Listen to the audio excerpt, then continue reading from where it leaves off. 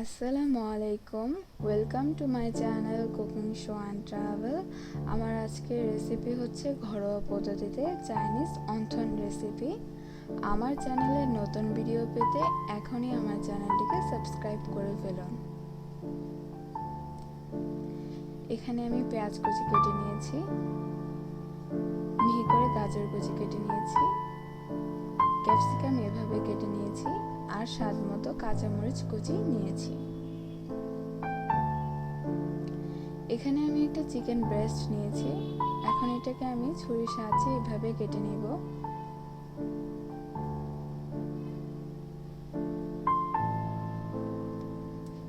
চিকেনটাকে এখন আমি ব্লেন্ড করে নেব। এর সাথে দিয়ে দিলাম কয়েকটা চিংড়ি মাছ।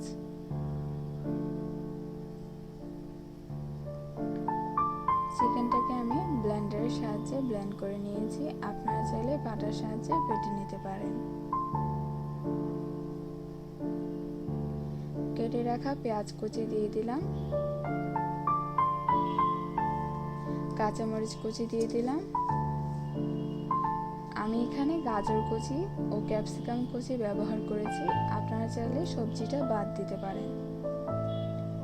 আদা বাটা দিয়ে দিলাম 1 টিস্পুন, রসুন বাটা 1 টিস্পুন, গোলমরিচের গুঁড়া 1 teaspoon, soya sauce 1 teaspoon, tomato sauce 1 teaspoon. লবণটা স্বাদ মতো ব্যবহার করবেন, কারণ এখানে টমেটো সস ও সয়া সস ব্যবহার করা হয়।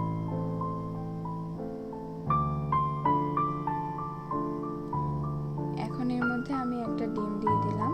ডিমটা দিলে একটা সুন্দর ফ্লেভার আসে। এখন আমি ময়দার খামিরটা তৈরি করে নেব। এখানে আমি 2 কাপ ময়দা নিয়েছি। হাফ টিস্পুন লবণ দিয়ে দিলাম, সয়াবিন তেল দিয়ে দিলাম 3 ভাগের 1 কাপ, একটা ডিম দিয়ে দিলাম। এখন সবগুলো উপকরণকে ভালোভাবে একসাথে মেখে নেব। অল্প অল্প করে পানি দিয়ে খামিরটা তৈরি করে নেব। লক্ষ্য রাখবেন অন্থনে খামিরটা যাতে বেশি নরম না হয়ে যায়। অল্প একটু ময়দা নিয়ে এখন আমি রুটিটাকে বেলে নেব।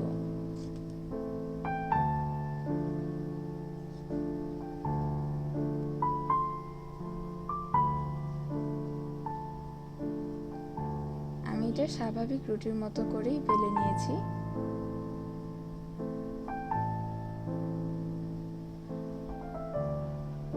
এখন এটাকে আমি সমানভাবে কেটে নেব। দুই পাশে সাইডের বাড়তি অংশগুলোকে কেটে নেব।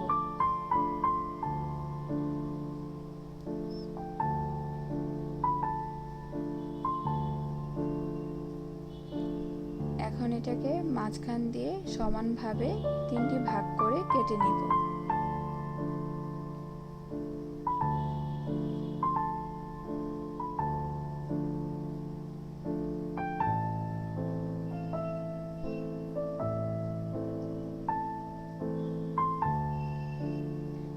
এখন আমি আবার সাইডের বাড়তি অংশগুলোকে কেটে নেব।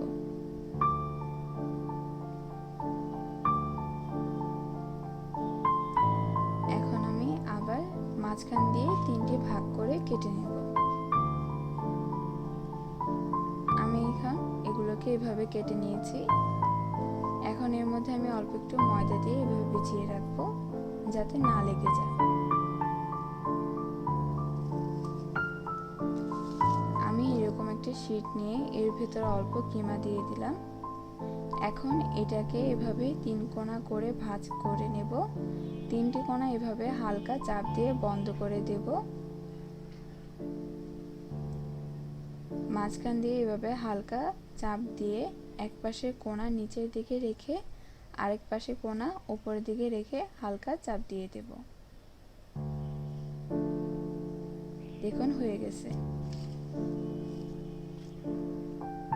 এখন আমি আরেকটি অন্থন তৈরি করে নেব।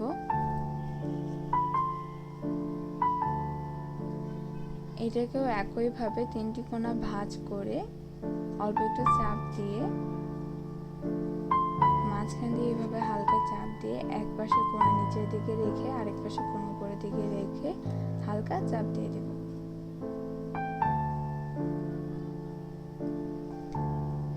অন্তনগুলো তৈরি করা হয়ে গেছে, এখন এগুলোকে আমি ভেজে নেব। তেলটা ভালোভাবে যখন গরম হয়ে আসবে চুলা আঁচটা লোতে রেখে অন্তনগুলোকে দিয়ে দিবে।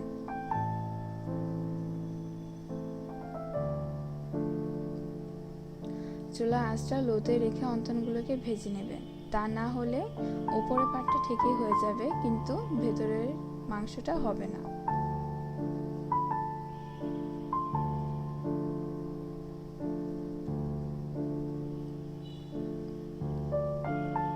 অন্তনগুলো ভাজা হয়ে গেছে, এখন আমি অন্তনগুলোকে নামিয়ে ফেলবো।